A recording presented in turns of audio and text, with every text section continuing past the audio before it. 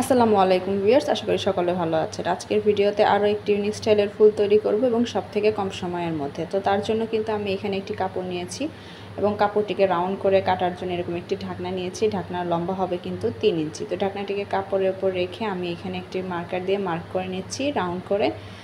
তো কাপড়টিকে কাটার জন্য কিন্তু আমি এখানে একটি পিন আপ করে নিয়েছি যাতে কাপড়টি কাটার সময় সরে না যায়। তো কাপড়টিকে রাউন্ড করে দাগ দিয়ে নেওয়ার পর এখন কিন্তু আমি এখানে খুব ভালোভাবে রাউন্ড করে কাটিংটা করে নিচ্ছি। অবশ্যই কাপড় কাটিংটা কিন্তু একটি ফুল তৈরির জন্য খুবই ইম্পর্ট্যান্ট।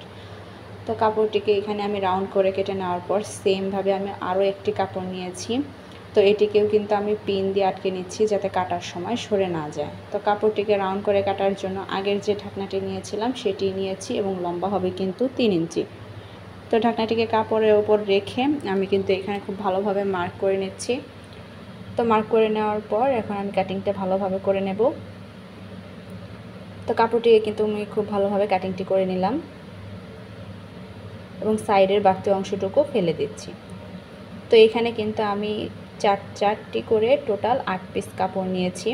তো তার থেকে আমি প্রথম যে কাপড়টি সেটিকে কিন্তু আমি মাঝখান বরাবর ভাঁজ দিয়ে একটি সাইড আমি এরকম ভেঙে দিয়েছি।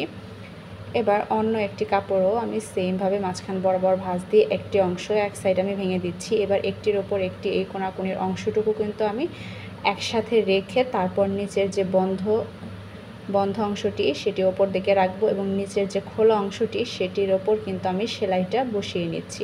সেলাইটা আমি কতটুকু দিচ্ছি সেটা একটু ভালোভাবে খেয়াল করবেন। সেলাইটা কিন্তু আমি পুরো কাপড় দেব না, সেলাইটুকু শুধু যেটুকু কাপড় আমি ভেঙে দিয়েছি সেইটুকু অংশের ওপরে কিন্তু সেলাইটি থাকবে।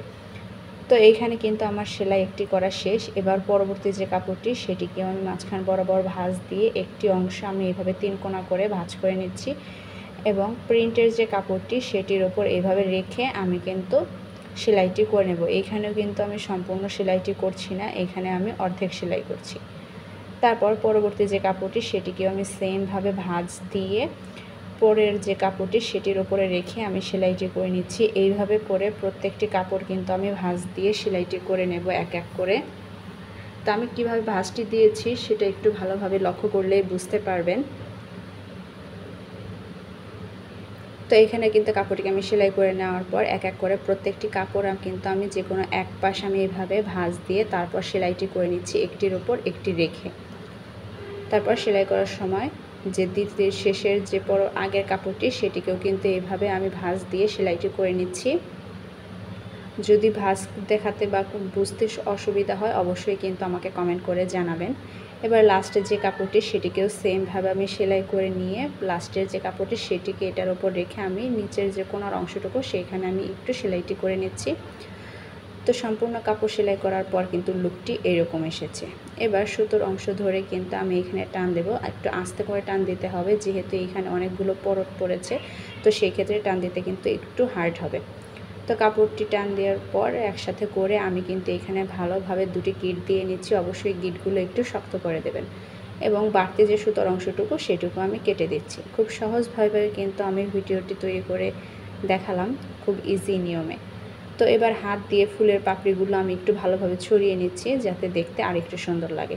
এবার একটি পুঁতি দিয়ে আমি ডেকোরেশন করে নিচ্ছি। ভিডিওটি কেমন লাগলো অবশ্যই কিন্তু আমাকে কমেন্ট করে জানাবেন এবং আমার পেজে একটি লাইক, কমেন্টস অ্যান্ড শেয়ার করে যাবেন এবং আমার ছোট্ট একটি ইউটিউব চ্যানেল ড্রিমস ফ্যাশন অবশ্যই তাতে একটি সাবস্ক্রাইব করে দেবেন।